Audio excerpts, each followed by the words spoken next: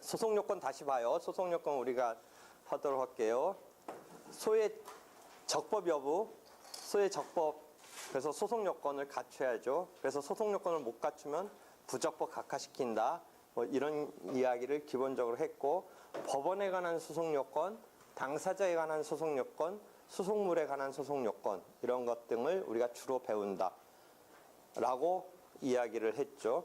그다음에 소송 요건을 이제 조사하는데 직권 조사 사항이다 하면서 조금 이해하기 난해한 표가 하나 나와요. 거기 4-7 부분 써보면 우리가 소송 요건이란 개념 하나 있고 본안이 있단 말이죠. 본안은 원고 청구 자체에 대해서 인용할 거냐 기각할 거냐인데, 이런 본안으로 가기 위해서 전제적으로 갖춰야 될 요건, 전제 요건으로서 소송 요건인데, 그 뒤에도 또 뭐 하나 표 만들어 놨냐면 그 챕터의 마지막 가서 보면 본안과 소송 요건의 심판의 비교, 또 그 뒷면 가면 표가 있어요. 요 본안은 청구를 인용하느냐 기각하느냐인데, 이 본안에 관한 당사자와 법원의 역할에 대해서 우리가 계속 배웠어요.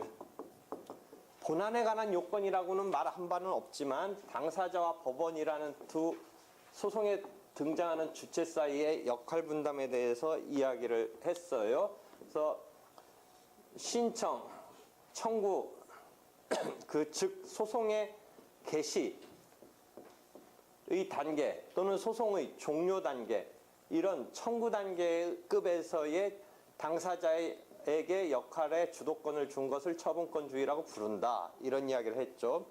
그다음에 소송 자료라는 주장을 펼치는 데 대해서 청구 속에 들어와서 이제 청구라는 어떤 큰 단위 속에서 펼치는 주장에 대해서 역시 당사자한테 주도권을 준 것을 변론주의라고 부른다. 한편 절차 진행에 대해서는 당사자한테 주도권을 준 게 아니라 법원에게 주도권을 줘서 직권 진행으로 한다. 뭐 이런 개념을 일단 배웠는데, 요게 지금 본안에 관한 이런 심리에 대한 기본 원칙이에요. 그럼 소송 요건은 이 본안을 위해서 전제적으로 갖춰야 되고, 이게 직권으로 조사하는데 소송 요건을 갖췄는지, 그 다음에 보정의 여지를 두고 있고 최종적으로 못 갖췄으면 부적법 각하라는 소송 판결로 매듭을 쳐서 배척을 해버리죠. 이것을 통과해야 본안으로 가서 원고 청구 자체를 인용할 건지를 심리를 하는 건데, 다만 본안의 전제 요건이라고 해서 우리가 소가 제기되고 소장 부분이 피고에게 송달되고 변론이 이제 열리다가 마무리 못하면 속행돼서 2차 변론이 열리고, 그러다가 어디선가 이제 마무리가 돼서 변론이 종결이 되고, 이게 그래서 기준 시점이 돼서 판결이 내려지는 거죠.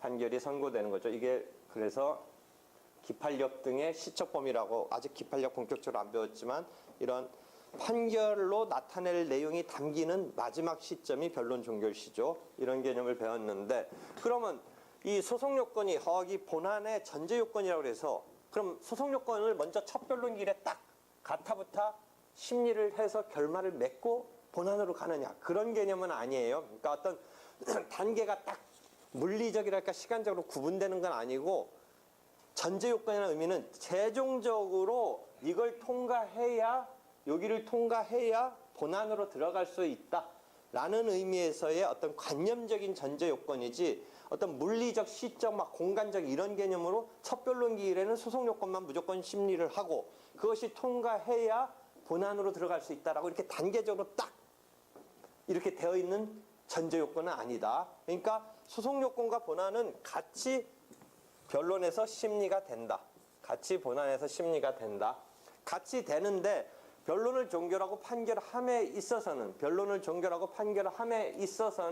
소송 요건을 통과해야 된다는 의미에서의 전제 요건이다. 그러니까 어떤 단계적으로 공간적으로 물리적으로 시간적으로 딱 선회한다라는 의미는 아니고 관념적인 전제 요건이고, 실제는 이렇게 같이 어우러져서 심리가 돼요. 그러면 이 소송요건의 심리의 방식은 어떻게 되느냐? 직권조사사항이다라는 말만 하고 있는데 이 직권조사사항이라는 개념이 뭔지가 참 어려운 말이에요. 본안은 이런 개념이 등장하는데 물론 직권이라는 말 여기 나와요. 전체적으로 법원이 하는 것을 직권이라는 말을 쓰고 요 처분권주의, 변론주의를 합쳐서 넓은 의미로 큰 의미로 당사자주의라고 하고 이쪽을 직권주의라고 하는데 직권주의 중에 이제 직권으로 진행한다 라는 개념이 하나 직권에서 쓰이는데 직권조사사항은 뭐냐? 직권조사사항.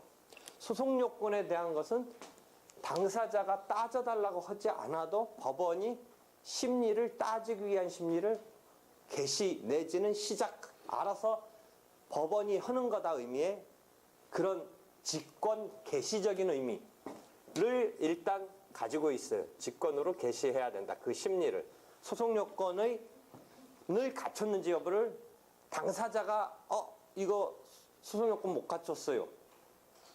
예를 들어 청구로 치면 어떤 신청, 청구를 내세워야 되고 그 청구를 뒷받침하기 위한 공방을 펼쳐야 되는데 당사자가 주도적으로 해야 되는데 그 변론주의 같은 틀에서는 당사자가 그런 주장을 펼치지 않으면 판단의 근거로 하면 안 되는데 소송요건은 그런 따짐이 없더라도 당사자로부터의 따짐이 없더라도 법원이 직권적으로 따져줘야 된다는 의미예요.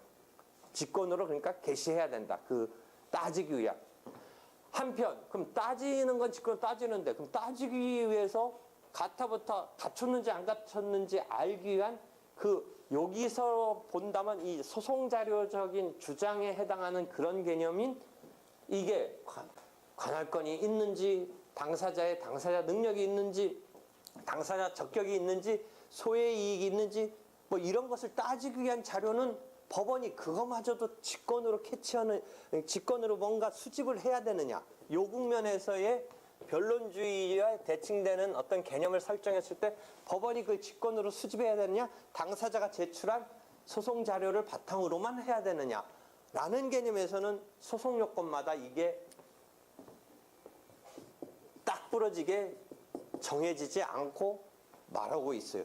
다시 직권조사사항이라는 개념은 처분권주의에 대칭되는 개념에서는 직권으로 이런 조사라든지 파악을 하기 위한 개시는 직권으로 해야 된다.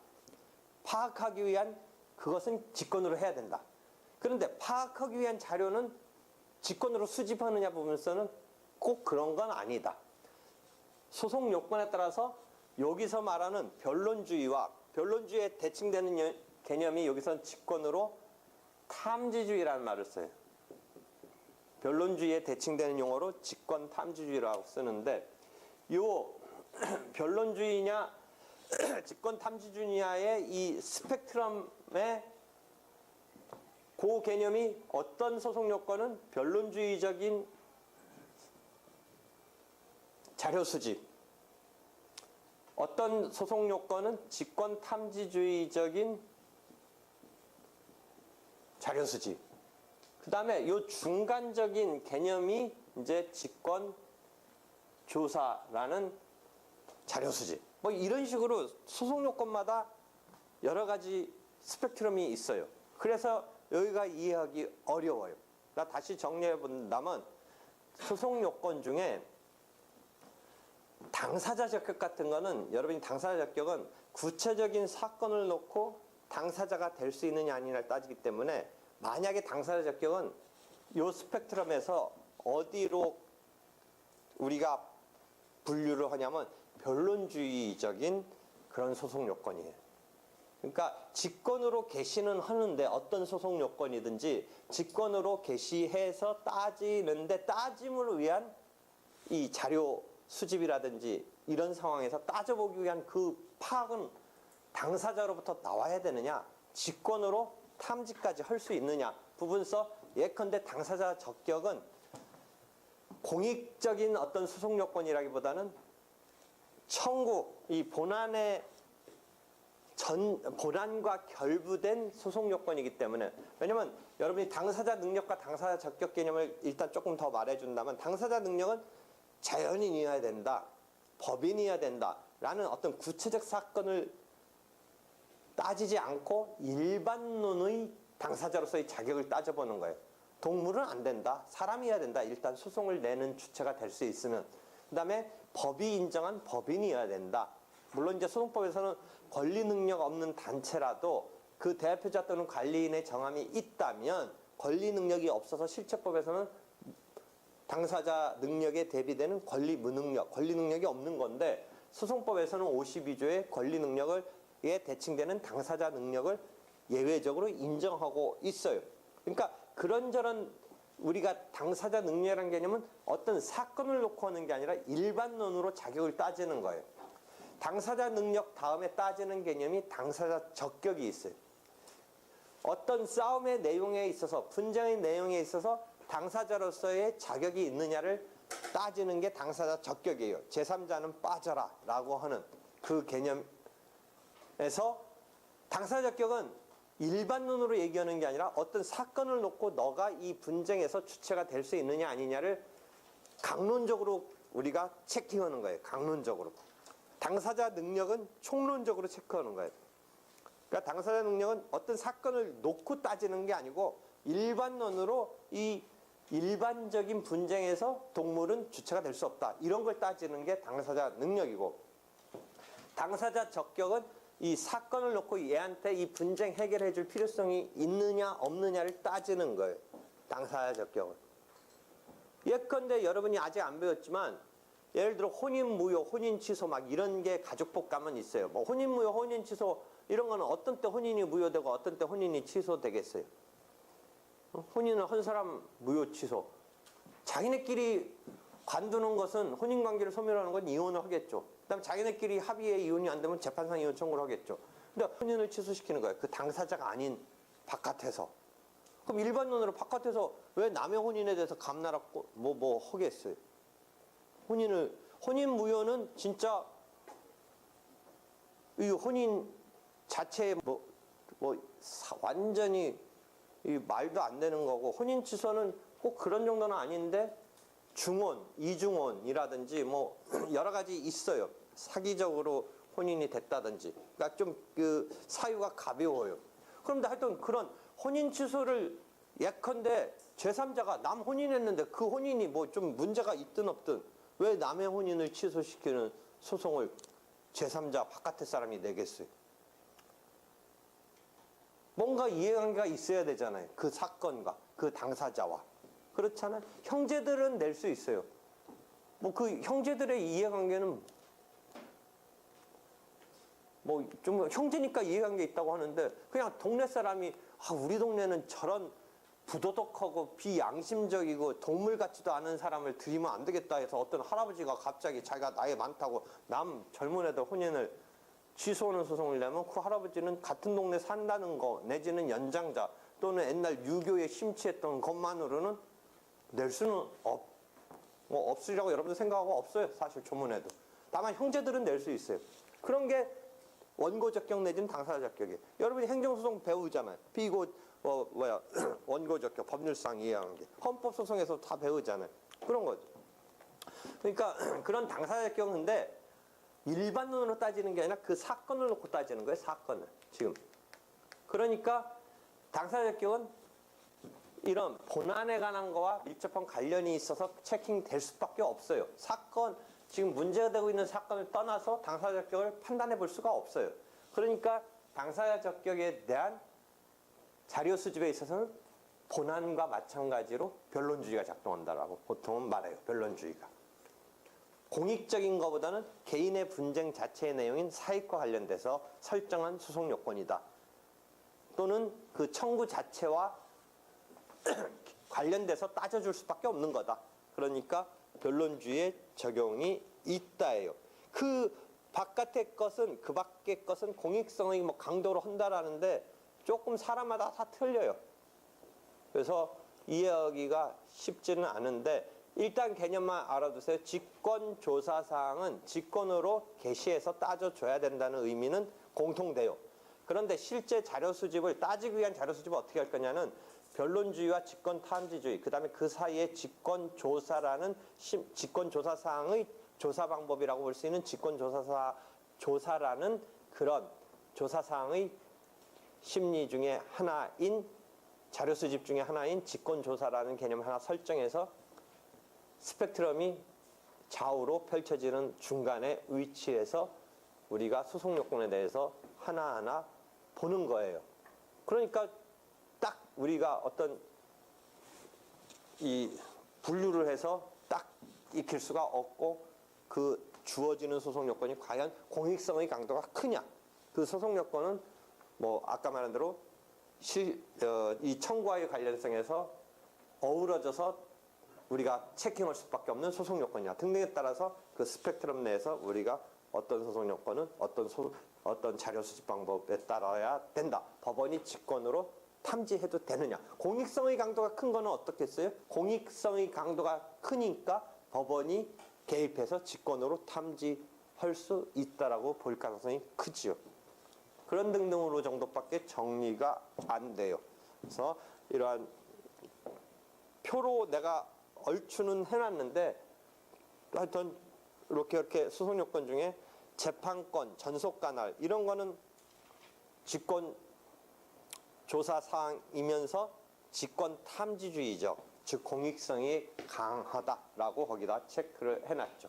한편 이 직권 조사 사항과 또 대칭되는 것 중에 소송 요건이긴 한데 항변 사항인 것이 조금 또 있어요. 항변으로 나와야 된다. 그러니까 직권으로 개시된다라는 요 단계에서 대칭 개념으로 항변으로 나오면 된다. 직권으로까지 할 건 아니다. 뭐 이런 개념이 또 항변 사항이 있어요. 특이하게 소송 요건으로 치부할 수 있는 것 중에 일반적으로는 소송 요건은 직권 조사 사항이다라고 하는데 소송 요건 중에 또 항변 사항급으로 가는 게 하나 또 있어가지고 요 분류를 표로 해놨는데 조금 그래요. 근데 거기까지 여러분이 이해되면서 읽어는 한번 보는데 하여튼 일반론으로 다시 돌아와서 일단은 소송 요건은 직권 조사 사항이다. 소송 요건을 갖추지 못하면 부적법 각하된다. 소송 요건은 본안의 전제 요건이다. 이런 거예요. 하나 실제 다루는 거는 여기 4-8의 조사의 결과 부적법 각하한다. 본문에 있지 않고 내가 박스로 처리했네요. 박스 그 뒤에 뭐냐면 여러분이 그 세세한 이론까지 이건 기본 강의 책이니까 나는 본문서 할 필요 없다고 생각했는데 그래도 알아두세요.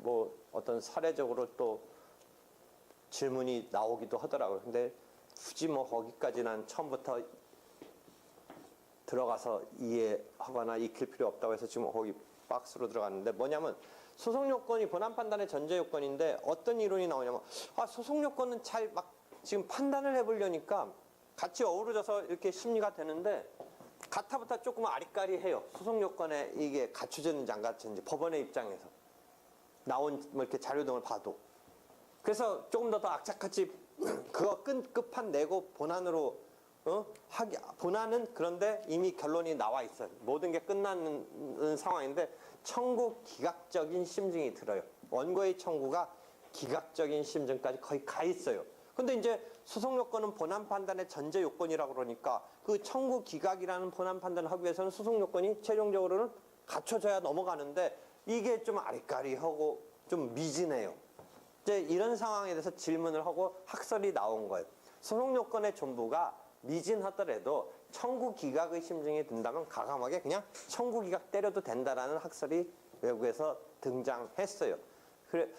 그냥 그게 더 일반론은 아니에요. 그냥 그런 발상을 좀 해본 거예요. 그렇기 때문에 나는 뭐 처음 공부하는 단계까지 그렇게 뭐 할 필요 없다고 그래서 지금 오히려 뒤로 빼놨는데 실제 뭐 물어보는 연습 사례로는 나와요. 이게 연습 사례로는 물어봐요. 소송 요건의 전부가 이런 식으로 설정을 하죠. 아직 확실하지 않다. 확실한 심증이 안 든다. 그런데 청구 기각의 심증이 든다. 그럼 청구 기각 판결을 나갈 수 있겠느냐인데 나갈 수 있다라는 새로운 입장은 뭐냐면 소송 요건을 끝끝내 따져서 그럼 소송 요건을 못 갖췄냐 갖췄냐로 이제 결론을 그럼 내겠다라는 종래 입장에서 본다면 그럼 소송 요건의 결론을 따져봤을 때 못 갖췄으면 부적법 각하를 하는 거고 소송 요건이 갖춰졌다면 지금 심증대로 청구 기각 본안으로 들어가서 청구 기각을 하겠죠.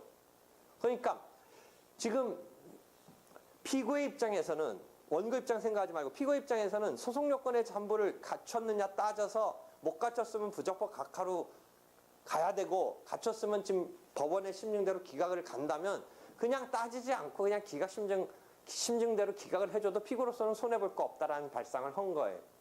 부적법 각하보다는 뭐가 좋아요? 피고 입장에서는 기각이 좋은 거죠. 더 부적법 각하는 뭐예요? 본안에 대한 승부에 대한 답을 해준 건 아니잖아요.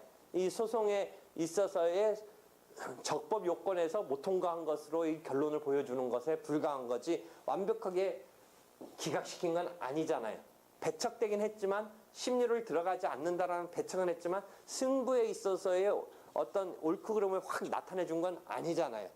피고 입장에서는 기각으로 나타내 주면 어찌됐든 완벽하게 더 부적법 각하보다는 막아낸 셈이 되는 거잖아요. 그러니까 부적법 각하는 그냥 적법 여부에서 배척되는 정도니까 피고 입장에서는 적법 여부를 그렇게 소송 요건을 통과하는 것을 끝끝내 따지지 아니한 채 기각적인 심정이라면 기각 판결을 내려주는 데 대해서 별 불리할 게 없다라는 발상에서 기각 판결을 해줄 수 있다는 유력설이 등장한 거예요. 그러니까 소송 요건 심리의 선순위성을 무너뜨리는 입장이에요. 보통 소송 요건 아까 말한 대로 어떤 단계적으로 시간적으로 공간적으로 선행해서 확 먼저 심리하고 본안으로 간다는 개념은 아니지만 관념적으로 선순위성이라고 그래요. 먼저 심리가 돼야 된다는 의미의 관념적인 선순위성인데 이 선순위성을 무너뜨리려는 그런 상황으로 지금 소송 요건의 전부가 아직 심리가 미진해서 가타부타인데 본안에 대해서는 청구기각 심증이 들었을 때 과감하게 청구기각 판결을 해줄 수 있다는 이런 입장이 선순위성과 관련해서 등장을 했지만 아직 일반론으로 받아들여지지는 않고 있어요. 이해할 수 있겠죠? 여기까지 지금 소송 요건에 대한 일단 개요적인 설명을 했어요. 그 다음에 법원에 대한 소송 요건, 당사자에 관한 소송 요건, 그 다음에 객체, 소송물에 대한 소송 요건을 하나하나 배워갈 거예요. 질문.